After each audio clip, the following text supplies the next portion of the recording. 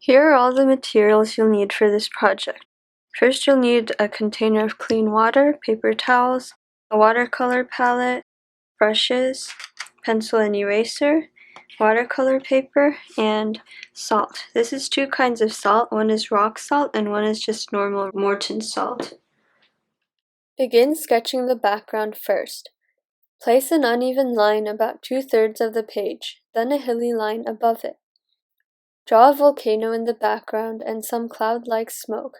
Next, draw a lake and some trees or bushes. Next, you will sketch the dinosaurs.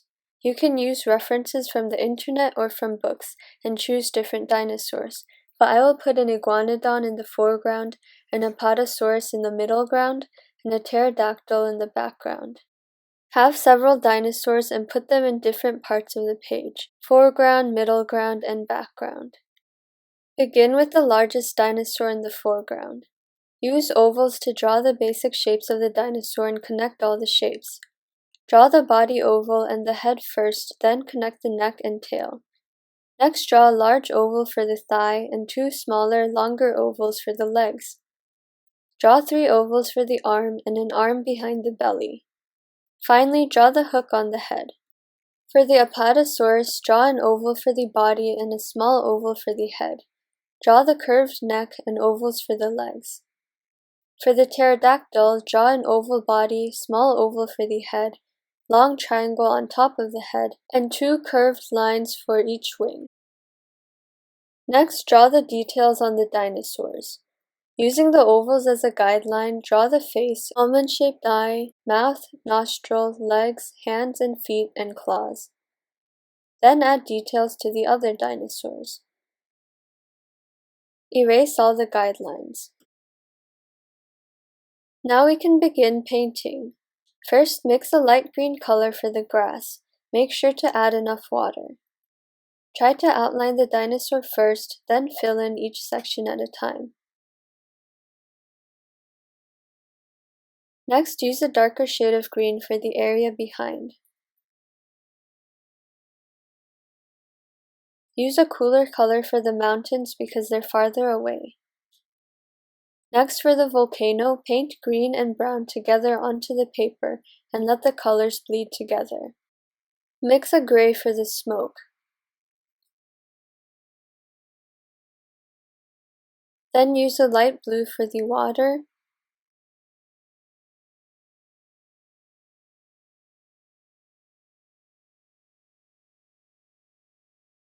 and finally paint the sky with a lighter blue color, making sure to mix a lot of water into the pigment.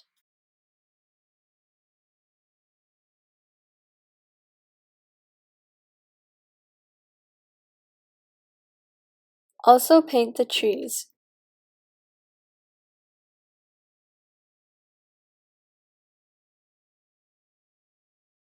In this project, we'll be applying salt to wet watercolor to create this rough, crystallized texture. We'll apply this technique on the dinosaurs. These are some sample colors for the dinosaurs. First, choose the color palette for your dinosaurs. Choose darker and less saturated colors. I will paint the iguanodon with a sandy yellow on the underside and a dark green for everywhere else. For the apatosaurus, I will use a bluish gray. Finally, I'll paint the pterodactyl with a brownish blue color. Mix enough paint to cover the whole dinosaur. Working quickly, paint the dinosaur. If it's too large, just paint a small section at a time. I'm letting the yellow and green bleed into each other. While the paint is very wet, sprinkle a little bit of both salts on the dinosaur. If the paint is too dry, the effect won't work.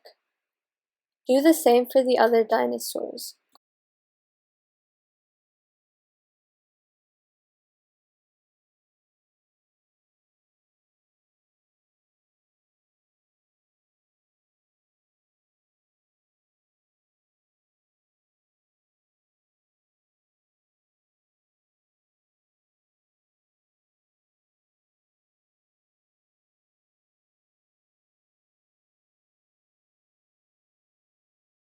While the dinosaurs are drying, we'll add details to the background.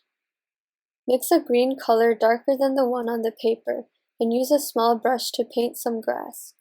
Put longer and bigger pieces in the front and smaller lines in the back due to the perspective.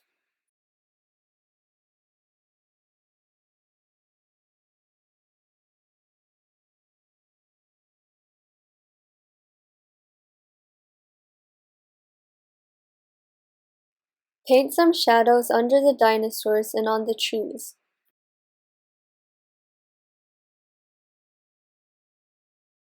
Use a dark brown to paint some lines on the volcano. Also paint the beak, eyes, and claws.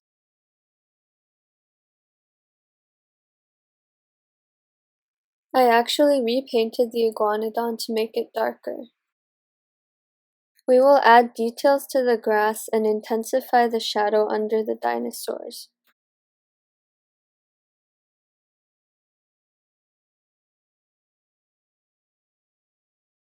Mix a dark green and add a couple pieces of grass.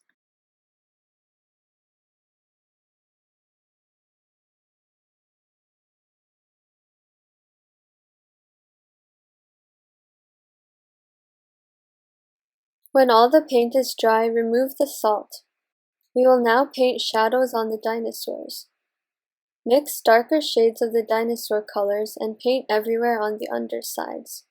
This includes under the neck, belly, feet, wings, etc.